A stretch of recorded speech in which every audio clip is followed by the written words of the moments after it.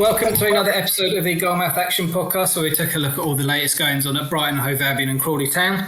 I'm Matt Poll, and this week I'm joined by Brighton writer Derren Howard, Crawley Town expert Mark Dunford and Sam Morton, who covers both the Seagulls and the Reds. Crawley claimed their first win since their relegation from League One with victory at Harrogate on Saturday. Brighton, meanwhile, weren't in action this week, but there's still plenty of Albion talking points to discuss. This week, we'll look back at the Reds' win at the Sulphurite, preview this week's home doubleheader for Crawley, and bring you all the latest from the Seagulls. You can read all the stories we are talking about with videos and pictures online at sussexworld.co.uk.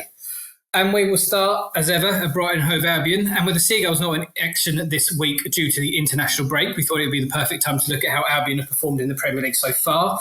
Brighton sit 11th in the Premier League with a record of 1-1, drawn 1, lost 1. And have also advanced to the third round of the Carabao Cup. I know it's very, very, very early days, Derren, but how would you assess Albion's season so far? It's as the record's shown there, it's been very up and down, isn't it? It has been up and down in terms of results. Performances haven't been too bad actually. They should have won against Fulham. It was a late equaliser for Fulham, which cost them 2 points and. That sort of dipped morale a bit, really, because there was a lot of enthusiasm going into the season, and then a few people looked at that and thought, the same old problems are reoccurring again. Late minute, last minute equalisers and dropping points, but the performance that day was good. And then at Everton, that was always going to be a tricky one at the Hill Dickinson Stadium, brand new stadium, first ever game there.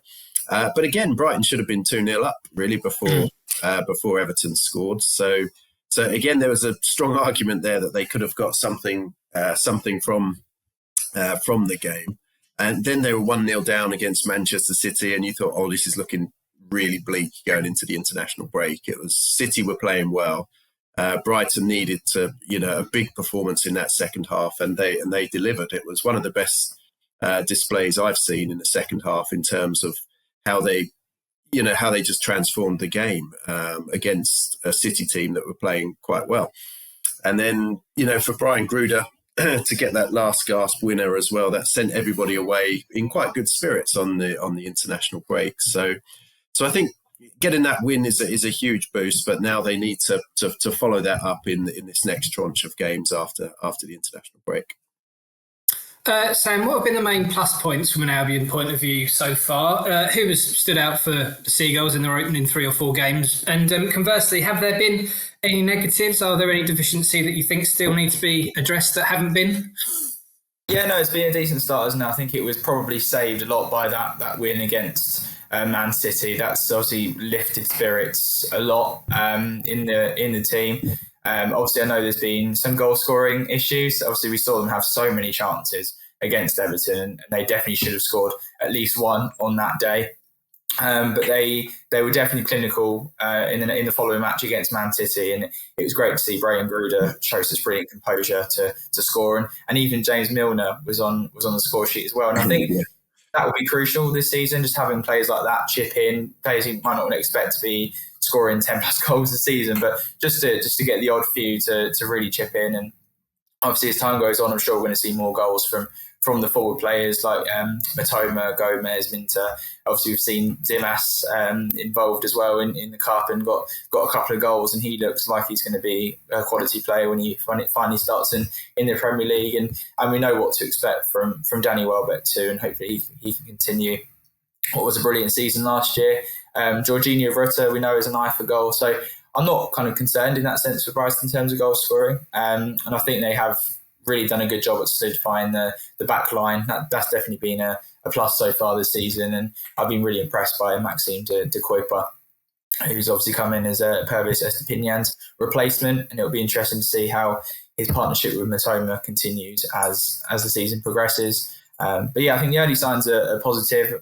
Obviously, a draw, a loss and a win in 3 games. So a decent start to build from. And I think that Man City win will definitely be something which will have lifted spirits. And it was just a shame that it was just for the international break. So obviously to have to then come back after that and try and find that momentum again. Yeah, absolutely. Well, a total of 23 Albion players were on international duty around the world with their countries during the break, with the majority of senior players participating in 2026 World Cup qualifying. We're not going to go through each and every of the 23 Brighton players, Derren, so don't worry about that. But who stood out for their country during the break, and have any Seagulls booked their places at next year's World Cup in Canada, Mexico and the US? Yes, well, there's a few that are already through. In terms of who impressed, again, Sam mentioned him earlier, Maxime de Kuyper. He played for Belgium, and there were rave reviews from the Belgian media about his display. Left back has been a bit of a problem area for Belgium over the last few years. They've played the likes of Vertonghen, and they've played midfielders out of position there, and they haven't really been able to find a quality left back. And there are reports coming out to say, that search is now over. Maxime de Kuyper is the man. And there were already sort of transfer links saying that, Brighton is surely, just a stepping stone club for him now. He'll be getting a big move. And that was literally 2 months to the day that he signed, that these reports are coming out. But I don't think Brighton would be overly fussed about that. They'll just be delighted how well he's settled in, and I'm sure he'll be in the team against Bournemouth this Saturday. Also, Kara Matoma, Japan, they've qualified. He faces a long trip back. He was playing in America for Japan. They had friendlies against Mexico and also against the US as well. So his game finishes actually at 2:30 tonight. So he's got a dash, a long haul flight back, dash back to the Vitality Stadium on Saturday. So I'm sure he'll be assessed. Diogo Gomez, likewise, he's been playing for Paraguay, so he's going to have a long haul trip back.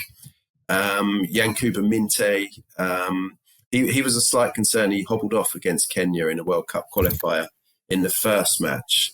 The reports are that he's okay. He was holding his groin as he came off, and there were concerns that he's going to be a doubt for Bournemouth. So we're going to have to keep an eye on that one and assess how he's going.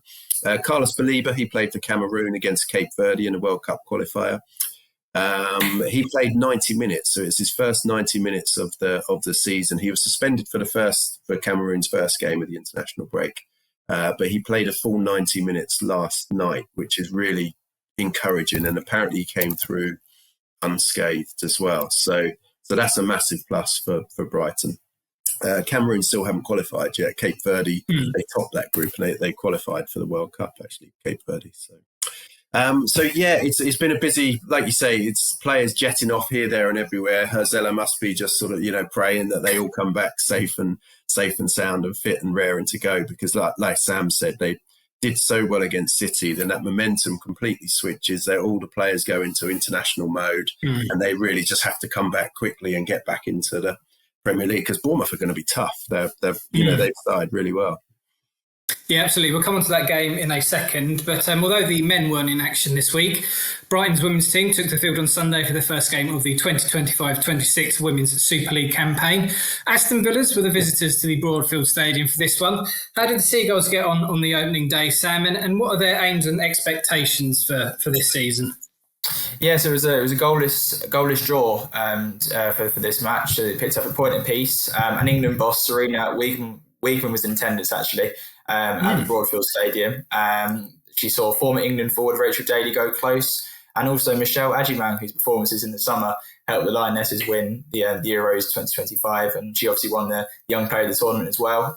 She came close for Brighton, but her low strike took a deflection and hit the post. Villa also hit the woodwork at the end in a bit of a dramatic finish to the game, but neither team could find a winner, and I think it is probably a deserved point for both teams. I think, it was probably a fair result on the day. Just looking at aspirations, they finished in a club record position of 5th in the Women's Super League last season, one place above Villa. And I think, probably both teams will be targeting at least a similar finish this campaign, particularly Brighton. And Dario Vidicic has made it clear that it was not a one-off to get that club record. He wants to be the best of the best. We go out every game with the intention to play our football, to try to get the 3 points. We want to make real history for the club and bring a trophy if possible as well. So, there's definitely some big aspirations for Brighton this season, and not a bad start. But it was good to have the England boss there to watch, and I think it was brilliant to get Michelle Adjumang back to the club again this season. after her performances for England. So some good signs, absolutely, for them. Yeah, could not agree more. And as we mentioned, Brighton are back in Premier League action this Saturday when they make the trip to Bournemouth. The Cherries sit 7th, having won 2 and lost 1 of their opening 3 games. I think, as we've already said, Derren, this will be a very, very tough game for the Seagulls. How do you see this one going? And you've also kind of touched on it there, but what's the latest injury news, from the Albion camp? Yeah. As we said, it's going to be a very tough game. Bournemouth, they lost the opening game against Liverpool, but they played very well that game. You know, almost caused a bit of an upset when they came back to 2-2. And then they've beaten Wolves, 10-man Wolves, and then also they won away at Tottenham, which is a great result for Areola's team. And you know, he had them so well drilled. They're a very well organised team, and they're very dangerous going forward as well. And they're a handful for any Premier League team, especially on their own patch as well, which is tiny. Quite a small stadium by Premier League standards, and it's all quite fast paced and intense. So Brighton are really going to have to come back for the international break ready for the challenge. They're going to have to be flying, running out of the traps. Yeah, Sam, it sounds like it'll be a tough game down at Bournemouth. Yeah, no, absolutely. Bournemouth are obviously a really strong team, really well coached. And yeah, it's not going to be an easy one for Brighton. I know they went there last season and got a really hard fought win that was really impressive in the circumstances. But obviously, Semenyo is a real player to watch out for. He's been one of the stars of the season so far, and they've got 2 wins from the opening 3 games. So, and they were so unlucky to lose against Liverpool on opening day. So it's definitely a match that Brighton will have to be really on their guard for. And I'm really impressed by Bournemouth after obviously losing 2 such key defenders, obviously Hoyston and Kirkes in the summer to Real Madrid and Liverpool. You kind of thought that might affect them, but so far they've dealt with that really well, and they're playing really well. So yeah, Liverpool will. So obviously Liverpool will be pleased to get that win on the opening day against them, but they really had to fight hard for that, and it was a bit of a last gasp winner. So yeah, Brighton will be really pleased if they can get 3 points here. We will now take a look at Crawley Town, who finally have a League 2 win. The Reds travelled to North Yorkshire, having taken just 2 points from opening 6 matches, but got up and running courtesy of Reece Brown's first half strike. So the long wait for a Crawley win is finally over, Mark. What did you make of that performance? And there must be just a massive sense of relief that they've finally got a game over the line, I suppose. Yeah, absolutely. Before the game, Lindsay said that they were just desperate to get a win. He said apart from the Grimsby game, which they obviously lost 3-0 on the opening day, they had been playing well, so it was sort of coming. The only thing they hadn't done was actually win a game. So, first half, by all accounts, they were absolutely brilliant. Played Harrogate off the park, got the goal, really good strike from Reece Brown, his first goal for the club. Really, really impressive. The second half, I think there was the element of we just want to win the game now and sort of a little bit try and shut up shop, which doesn't always work for Crawley. I know Lindsay doesn't like it when they sit back and try and see a game out, because their strength is attacking possession football. So, but I mean, if you looked at the stats, it was one of the lowest. They had 51% possession, Crawley, which is probably one of their lowest of the season so far. And I think that was mainly in the second half, probably where that was sort of balanced out. I mean, Harrogate had more shots on goal, more shots on target, but yeah, just really good to get those 3 points. I think we said before at the end of last week's pod about how important it was to win that game going into the game against Cheltenham, who also won their first game this weekend. So, that will give them loads of confidence. They'll be expected to win on Saturday, and I can't see anything other than a Crawley win on Saturday, touch wood. But I know you watched the game, Matt. What did you think? Yeah, exactly that. I thought they were really good for 60, 70 minutes, and I think the fact that they knew that the win was in the kind of on the horizon, they retreated within themselves. We'll come on to it a little bit later on, but Ryan Loft's second yellow card and sending off, that was an odd one, to say the least. Yeah. But after that first half display, the Reds were definitely good value for the win. And I think they'll hopefully give them the confidence to kick on and meet where we think they might have been this season in terms of our expectations. So, good win all round. Scott Lindsay was, of course, delighted with Crawley's win at Harrogate and heaped praise on the Reds in his post-match interview. What did Lindsay have to say at full-time, Sam? What were the main talking points from Lindsay's post-match press conference? Yeah, no, he was absolutely delighted. He said Crawley played some of the best football we've seen since becoming Reds boss. As you say, he obviously picked up the first win of the season and he was over the moon about that and thought his team looked like a proper team in the victory. He said, we were outstanding. He told Gary Smith from BBC, we looked proper today, a proper team. That first half, we played some of the best football that I've seen since being a Crawley manager. I've got to be honest with you. Even better than some of the football we played in the promotion-winning season. I thought we were brilliant in that first half. He thought, as I say, they thought the team looked really assured, dangerous on the counter-attack and caused Harrogate lots of problems. I think that's a positive thing. And I think they kind of showed a real winning mentality throughout the squad, and he's absolutely over the moon. So that does bode well, not just to get the win, but also a good performance to build on as well. That does give fans some hope for the rest of the season, and hopefully they can keep this going. And it's important that they don't rest on the laurels and they build on this and get a few wins together to ease any concerns of any relegation fears this season. Yeah, absolutely. I would say that the only disappointment, I think, from a Crawley point of view would be that everyone else around them won, which... Yeah, that was annoying. A bit frustrating, yes, but we'll come on to that in a minute. Cambridge loanee Ryan Loft made his Reds debut at Harrogate, as we mentioned, and he had a bit of an interesting first game, to say the least. How did he get on, Mark, and what did Lindsay have to say about his performance? Yeah, it was funny, wasn't it? Because last week I said, because Lindsay, when I interviewed him before the Harrogate game, I asked him about Ryan Loft, and he did seem sort of surprised how good he was in training and stuff. And I think I said it wouldn't surprise me if he did start at the weekend, the way Lindsay was talking about him, and he did. And apparently, by all accounts, he played very, very well. He said after the game, this is Lindsay on Loft, he was brilliant, wasn't he? Absolutely brilliant. Strong, powerful, quick. He worked his absolute socks off, linked the play well, outstanding.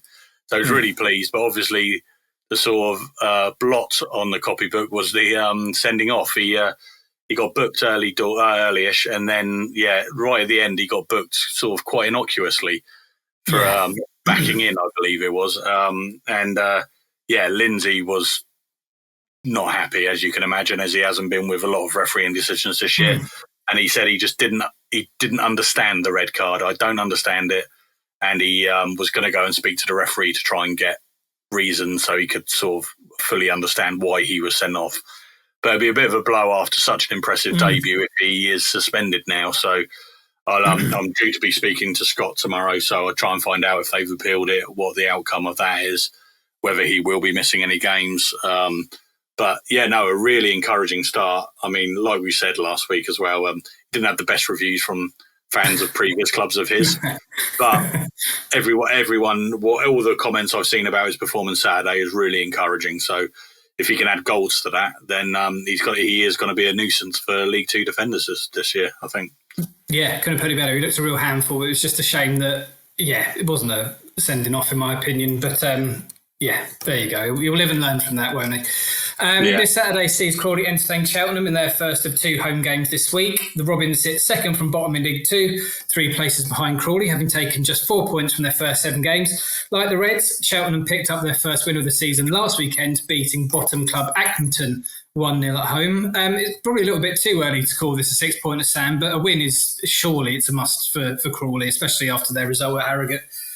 Yeah, it definitely is. Cheltenham are really not having a good time of it this season, and even their win was less convincing than Crawley's was. It sounds like it was a bit of a moment of magic that won the game just in the second minute. It was actually a former Crawley player in Isaac Hutchinson that stepped up to curl a free kick to obviously score the winner in the second minute of the game, as I say. So they obviously showed some good resilience to hold on to that and secure their first 3 points of the season. He was actually from Eastbourne as well, Hutchinson, so there's another Sussex link there. It's definitely a must-win game for Crawley. As we mentioned earlier, they need to build on the first 3 points that they got against Harrogate and against Cheltenham, who are in a poor run of form.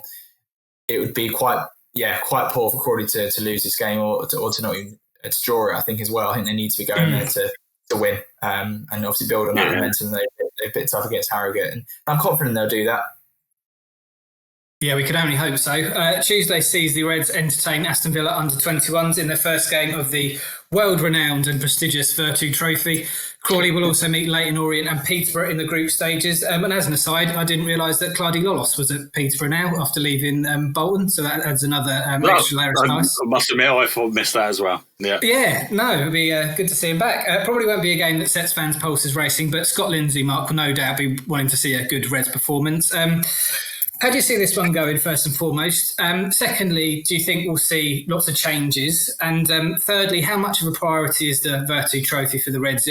People only, in my view, only seem to take this competition seriously when it gets to about the semi-final stages. Everything before that's a bit of an afterthought, isn't it?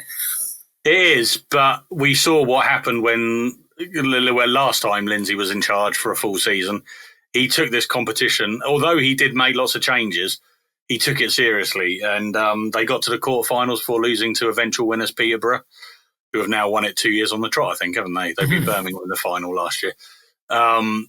So I think there will be definitely changes. I think it's a good chance to use the squad, maybe a different keeper, give someone like Will Heater a little chance in goal just to give them a go at run out, especially against Aston Villa as well, because it is their under-21s. Or under 23. Is it under 21s or under 23s? I think it's under 21. Either way, it's under 21s. Restricted team. Yeah. Yeah. And I think it's a good chance to try out the younger players or the squad players who haven't got full minutes yet, or someone coming back from injury. That's what he did last time, Lindsay. And I mean, it was the making of Joy McKenna. He came in from St Albans that summer, didn't really play in any league matches. Derren's back, everyone. Derren's back. Oh no, he did not put his camera on. There he is. We're almost there for score predictions, Derren. You're back for that. That's what I was trying to get back in time for the I know the real reason you came back was the EFL trophy and Crawley versus Aston Villa under 21, which is it's more interesting than my gas meter. So Joy McKenna. I mean, Adi Adeyemo as well. They all sort of played big minutes in this competition in that season, and it was the making of them. So hopefully it can be the same again, and we'll start seeing maybe Louis Flower get a start, who really good during pre-season, scored goals. Jude Robinson, the young 17-year-old, maybe he'll get a give and a run out. It'll be really interesting to see what side Lindsay goes with. But I think Lindsay will use this again like that, but he will want, as he always does, he wants to win games. And it's quite a nice opener for them against Aston Villa. I mean, they've played them twice in the last 4 years in this competition, and in 2022 they beat them 5-2. Here's some names for you: Aramida Ote scored 2, Dom Telford, Jaden Davis, and Mark Marshall. I mean, I think he was almost a veteran, wasn't he? I think he was like a 32-year-old that came in. And then in 2023, a year later, they beat them 3-2 with Jack Rolls getting a double. And Kamari Swire. Everybody remember him? Kamari Swire. No. He was on loan from West Ham, I think he was, wasn't he? Oh, right. Yeah, I remember him. Yeah, so they've got a good record again. And these academy sides, I mean, they play lovely football. They're technically really good footballers. They're coming up against the Scott Lindsay League 2 side. I think Scott will want to go out and sort of make a mark on this competition, especially with 2 really tough games coming up after that, Leyton Orient and Peterborough. But again, you don't know how seriously they will be taking it. So they might be using younger players and that. So it's a good opportunity for Crawley to get another win. If they can win on Saturday, which I expect them to, beat Aston Villa. That's 4 games unbeaten, 3 wins on the trot. And then it sort of sets you up, doesn't it, for a really good run. And so I think it was Scott Malone after Saturday's game said, we've got to go on runs now. It's not just about winning 2 games on the trot. It's about going 5, 6, 7 unbeaten. So this can be part of that run. So I think it's going to be a really interesting evening, and I expect Crawley to win that as well. Well, if Scott Malone plays, they're guaranteed to win, aren't they? I think I read somewhere. Oh, absolutely, yeah. He's won 4 in 4 so far, playing for Crawley. So, or 4 unbeaten. I can't remember exactly what the thing is, but yeah, he said he's certainly unbeaten as a Crawley Town player. So just put Scott Malone in the side, they'll be fine. Foregone conclusion. Excellent stuff. And I think it'd be remiss of us to go if we didn't ask Derren how is the guest meter. I'm sure the listeners and viewers would be keen to know how everything is. Well, yeah, it's the gas man scratched his head, swore a little bit, and said, "This is going to be a nightmare." And then I've left him down there, and he's. Then hopefully I'll have a working meter at the end of it. So, fingers crossed. We'll have to make sure to ask you about that next week. If you really want the details, it's at the basement of the building, and it's got water damage through there. So, Oh, no. Oh dear. Yeah, all good fun. Yeah, all good fun. I'm sure I have a big bill at the end of it. Yeah, absolutely. I think viewers can anticipate a daily gas meter watch from Derren Howard now going forward with the podcast. Howard's weekly watch at his gas meter, excellent stuff.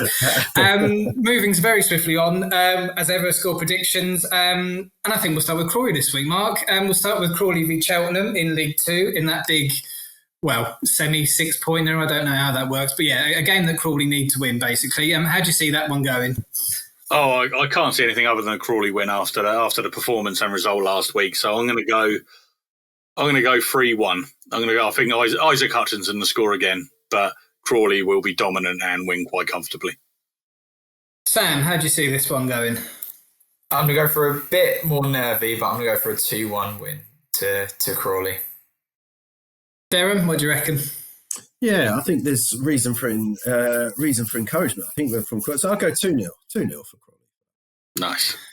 And then we've got the big one on Tuesday, Crawley v Villa under-21s. Mark, it really could be anything, I think. Quite hard to predict, I think. 4-3 Crawley. It's going to be an absolute thriller. Louis Flower hat-trick. Sam, what do you reckon? Yeah, I'm going to go for a thriller as well. 3-2 Crawley. Blimey, Derren, is it going to be a thriller minute at the Broadfield? Yeah, I think that there's going to be goals, but I think Crawley will again. I think they'll get another win. I'll go 3-1 for Crawley. Excellent stuff. And as I tipped Harrogate to beat Crawley 7-0 last week with extra results, I'm going for an 8-0 Cheltenham win on Saturday and a 9-0 Villa win on Tuesday. So there you go. And finally, Bournemouth v Brighton in the Premier League. It's another one, I think, where you could toss a coin, Derren. I really can't call this one. No, it's a 50-50, and then you throw in the unpredictability of the, coming back after the international break. So 2-2. I'm going to go for a 2-2. I think that one. I think there'll be goals, but it's going to be a tough game for Brighton. That one. Yeah, couldn't agree more with that, Sam. If I'm honest. Yeah, no, it really could go either way. Either team could win it, and I think they'll both have to settle for a 1-1 draw. Mark, are we going for a full house of draws, or he sees a winner? Who's he tipping? I think Bournemouth. I think Ariel is such a good manager. I think I'm going to go, especially with their result they got at Tottenham. I think I'm going to go for a 2-1. It'll be tight, and it'll be exciting. But I'm going for a 2-1 win for Bournemouth. Yeah, they completely played Tottenham off the park, didn't they? Last one. Yeah. So those were very average. Absolutely. It's going to be a tough game, no doubt. Well, best of luck to Crawley. Don't we all wish Brighton were playing Nottingham Forest this weekend, though? It would have been a guaranteed 3 points. Yeah, well, I didn't realise that they've got Arsenal, and Arsenal are going to give them an absolute shoeing. Oh, it's going to be awful. Gyökeres will have a heyday, I reckon. Yes. As a tangent, I think that now, for me, puts Forest as one of the favourites to go down. I don't know if people agree with that necessarily. It's maybe being a bit too reactive. I think so. They'll be all right. I think they've got enough quality players in the team. Gives White it's too much quality for them to go down. Yeah, and I think there are probably 3 worse teams than them. But the Ange part of it does put them a little bit more at risk. I definitely agree. But probably win the Europa League now. So they go down. Yeah, that's the thing. I remember being at Forest last year. They tonked Brighton 7.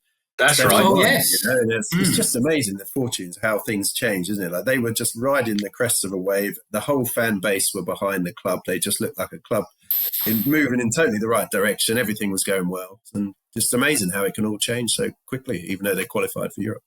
Yeah, absolutely. We're bringing it back round to Brighton. I think it just goes to show what having a sensible, level-headed owner can do for a football club, as opposed to having a madman like the owner of Forest. But yeah, no, interesting stuff. Brilliant. Thank you very much for joining us this week, chaps. And best of luck to the guest man, Derren. Fingers crossed he survives the ordeal. You can catch up with all the latest sports news. You can catch up with all the latest sports news covering everything we've talked about today at sussexworld.co.uk/sport. Thank you very much for listening and or watching, and we will see you all next week.